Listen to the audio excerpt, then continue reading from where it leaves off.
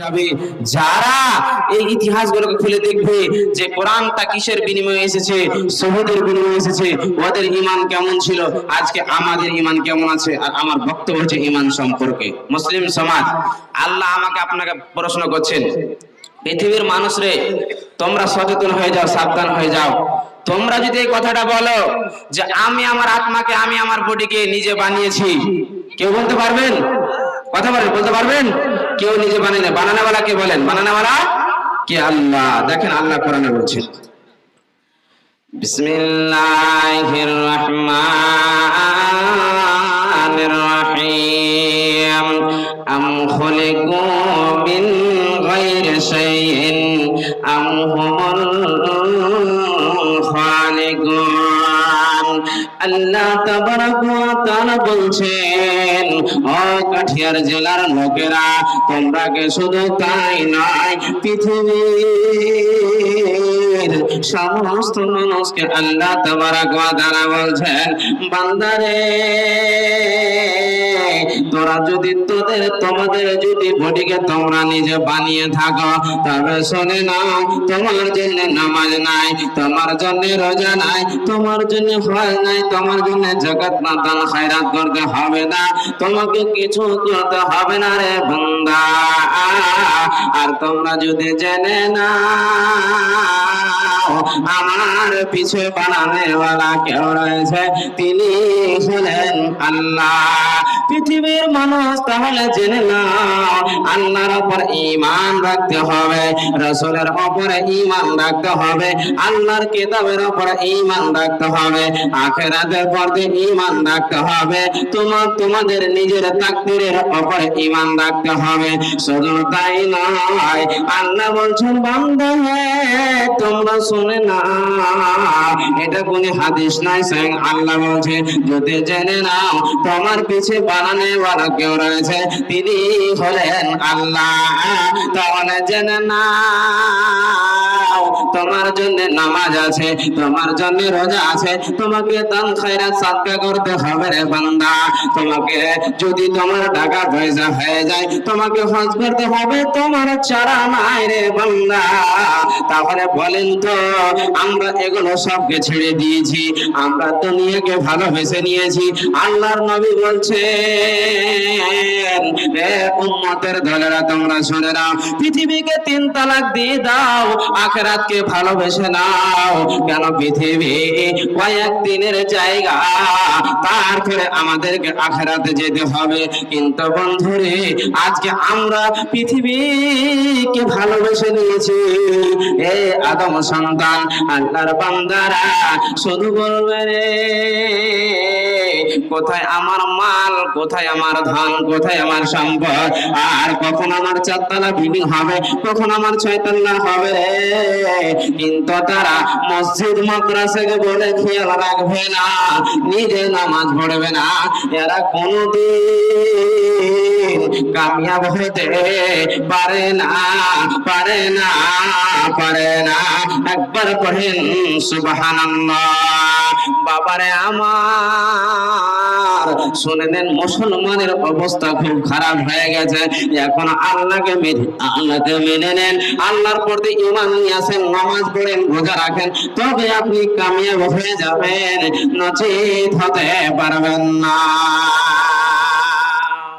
পৃথিবীর মানুষ কোন প্ল্যাটফর্মে দাঁড়িয়ে আছেন গো? আজকে আপনি পৃথিবীতে 3-4 ভাই হয়েছে তাই বলে আপনি গাল ফুলিয়ে মাস্তানি করে চলছেন? একবার মরার আগে মরে দেখেন, আপনার এক ভাই আপনার কাজে আসবে না, মরার পরে ছেলে মেয়ের কাজে আসবে না, মা বাবার কাজে আসবে না, সবাই আপন আপন কবরে যাবে। আজকে যদি মসজিদের জন্য কেউ 2000 টাকা দেয়, তার ছেলে বলবে, না আমি দিব না, আমার বাবা দিয়ে দিয়েছে। আপনার বাবা দিয়েছে তবে ঠিক আছে, আপনার বাবা দিয়েছে, আপনার বাবা যদি আপনি নিজের নামে দিয়ে থাকে, নিজের নেকি হয়ে যাবে। আর আপনি যে নিজের কবরে যাবেন, কি নিয়ে যাবেন? খালি হাতে খালি কবরে কি আপনি যাবেন? মুসলমান, এখনো সময় আছে, সচেতন হয়ে যান, সাবধান হয়ে যান। কেন? আজকে মুসলমান এরা সবাই আল্লাহকে বলে ভুলে গিয়েছে, এরা সব সময় তাসের ফাটায়, লুডুর ভাটায়, জোয়ার ভাটায়, এরা পশু পাখি চাইতে নিকৃষ্ট হয়ে গেছে। আল্লাহ তাবারাক ওয়া তাআলা বলছেন, হতভাগা মানুষ, মা বোন, ইমানকে মজবুত করলেন কেন? আল্লাহ তাবারাক ওয়া তাআলা বলে দিয়েছেন যে এরা পশু পাখি চাইতে খারাপ। কেন খারাপ বললে আপনি কি জানেন? আল্লাহর কোরআন বলছেন, উলাইকা কাল আনআম বাল হুম আযাল। পৃথিবীর মানুষ রে, তোমরা পশু পাখি চাইতে নিকৃষ্ট। কেন বললেন? কেন বললেন? কেন বললেন? আপনি কি জানেন? শুনেন, আল্লাহ বলে দিয়েছে, কুত্তাকে বলে দিয়েছে, কুকুর তুই হাড্ডি খাবি, হাড্ডি, তুই কখনোই তুই ঘাস খেতে পাবি না আল্লাহর বিনা হুকুমে। আল্লাহর বিনা হুকুমে ঘাস খাচ্ছেন না। ছাগলকে বলে দিয়েছে, ছাগল রে সব সময় ঘাস খাবি, তুই হাড্ডি খেতে পাবি না। নিষেধ যদি করে দিয়েছেন, করে গিয়েছেন, মেনে নিয়েছেন। আর হতভাগা উম্মতের দল, আল্লাহর বান্দা, এদেরকে বলা হয়েছে পৃথিবীতে পাঠালাম কোরআন হাদিস দিয়ে, তোমরা মেনে মেনে চলবে। তোমরা হারাম খাবে না, তোমরা তামাক খাবে না, তোমরা বিড়ি পান করবে না, তোমরা সিগারেট পান করবে না, তোমরা আয়ার করে করে তোমরা শরাবগুলো পান করবে না। সকালে উঠে দুইটা মেরে দিয়েছে। আচ্ছা বলেন তো কে ভালো হলো ভাই আব্বাজান? আপনার চাইতে পশু পাখি ভালো হলো। ওই জন্য আল্লাহ বলছেন তার চাইতে নিকৃষ্ট পৃথিবীর মানুষ। আপনাদেরকে প্রশ্ন করব কয়েকটা, আবার উত্তর নেব আপনাদের কাছে, যে আচ্ছা বলেন তো, একটা লোক কি শুধু নামাজ পড়ে জান্নাতে চলে যাবে? কেউ বলতে পারবেন? বলতে পারবেন আপনারা? শুধু নামাজ পড়ে জান্নাতে যাবে কি? না না না, শুধু নামাজ পড়ে জান্নাতে যাবে না। আপনি প্রশ্ন করুন, মাওলানা যদি নামাজ পড়ে জান্নাতে না যায় তো নামাজ পড়ে কি লাভ? প্রশ্ন করতে পারি কি পারে না? এর আগে পিছে ডানে বামে অনেক কথা রয়েছে, আমার কথা নয়। আল্লাহ তাবারাক ওয়া তাআলা বলছেন, দেখেন, বিসমিল্লাহির রহমানির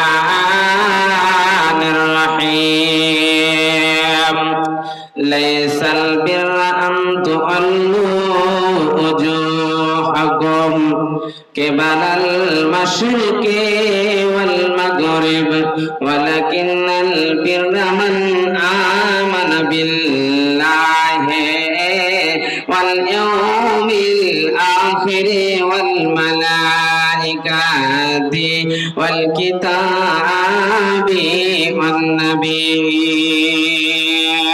পৃথিবীর মানুষরে তোমরা শুনে নাও, আল্লাহ তাবারাক ওয়া তাআলা বলছেন, বান্দারে পূর্ব কিংবা পশ্চিমে সাজদা করার নাম, মাথা ঠোকার নাম পূর্ণাঙ্গ কামিয়াব নয়, পূর্ণাঙ্গ কামিয়াব নয়। একটা লোক যদি সারা জীবন নামাজ পড়ে পড়ে মারা যায়, শুধু কথাটা মনে রাখবেন, শুধু যদি নামাজ পড়ে পড়ে মারা যায়, কোন আলিম কোন উলামা গ্যারান্টি দিতে পারবে না সেই লোকটি জান্নাতি।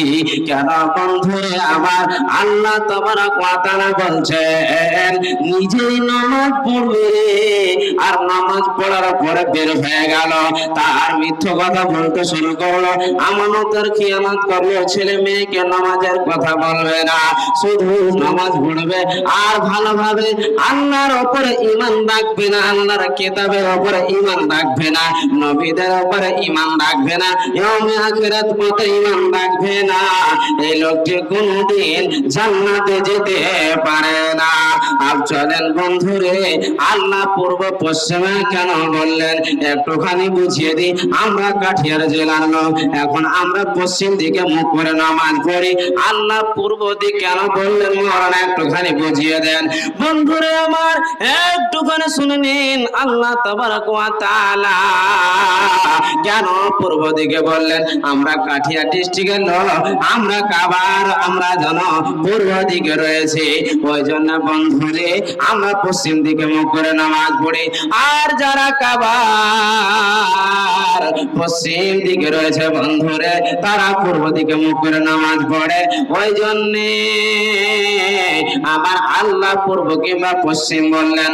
আচ্ছা বলেন তো বাবার শুধু নামাজ পড়ে জান্নাত যাওয়া যাবে না, আপনার আল্লাহ তাবারাক ওয়া তাআলার যত আইন বিধান রয়েছে রে বন্ধু, সমস্ত মেনে চলতে হবে, তবে কামিয়াব হয়ে যাবেন। নচেত নামাজ পড়ে শুধু কামিয়াব হতে পারে না, পারে না, পারে না। এখন ধরেলেন একটা লোকে দেখবেন যে শুধু মসজিদে গেল আর সিনা উঁচু করে মসজিদে গিয়ে 2-3 রাকাত একদম 2-1 মিনিট একদম সাজদা করে একদম মসজিদ থেকে বের হয়ে বলছে আমি পাক্কা মুসাল্লি, আমি এক ওয়াক্ত নামাজ ছাড়ি না। এই পাকা বেঈমান। মসজিদে গিয়ে হিসাব করার জায়গা পাই না, মসজিদে গিয়ে নামাজের হাতে হিসাব করার জন্য যাচ্ছে। কেন? আল্লাহ রাসূলের সাহাবীরা যখন কোন আল্লাহ রাসূল একজন সাহাবী অন্যজনের বাড়ি যেতেন, সালাম দিয়ে প্রবেশ করতেন, দিয়ে দেখতেন সালাম দেওয়ার পরে বাড়িতে কেউ আছে না নাই, যদি কেউ থাকে প্রশ্ন করতেন সাহাবীরাকে, তোমার বাবা কোথায় গিয়েছে গো? কেউ কি বলতে পারবে?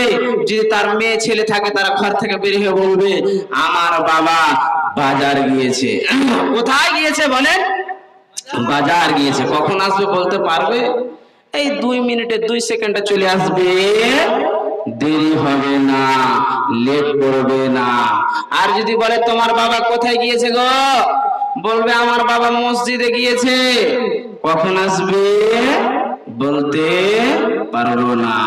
বন্ধুরে আমার, রাসূলের জামানার ইতিহাস শুনে নিলেন। একজন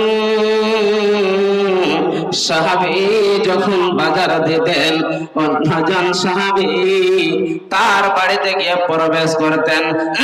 এমন সময় বলবেন তোমার বাবা কোথায় গিয়েছে বলো?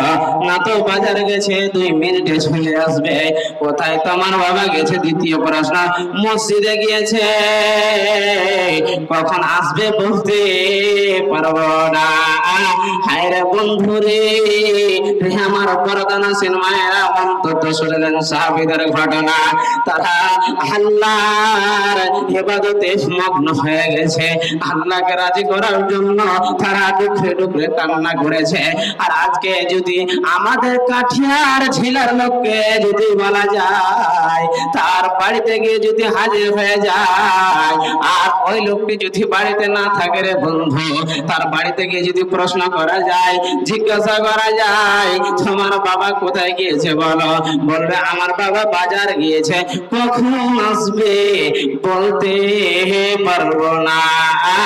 আর যদি বলে দেয় আমার বাবা মসজিদে গিয়েছে, 2 মিনিটে চলে আসবে, আর দেরি হবে না।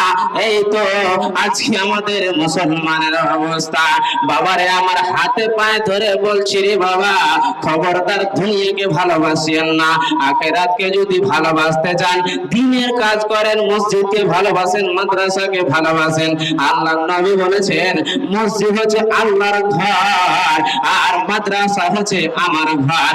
যারা মসজিদ মাদ্রাসাকে ভালোবাসবে, যারা আলিম ওলামাকে ভালোবাসবে, যারা ফকির মিসকিনকে ভালোবাসবে, আর যারা আমানতের খেয়ানত করবে না, তারা ইনশাআল্লাহ জান্নাতে চলে যাবে।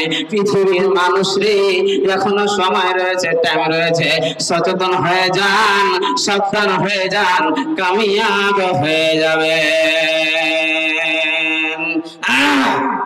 জি, তাহলে পৃথিবীর মানুষ সচেতন হয়ে যান, সাবধান হয়ে যান।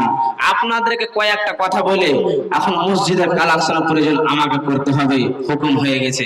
1-2টা উদাহরণ দেব, তারপরে আমি নিজের কালেকশনের দিকে এগিয়ে যাব। 1-2টা উদাহরণ না দিলে বুঝতে পারবেন না।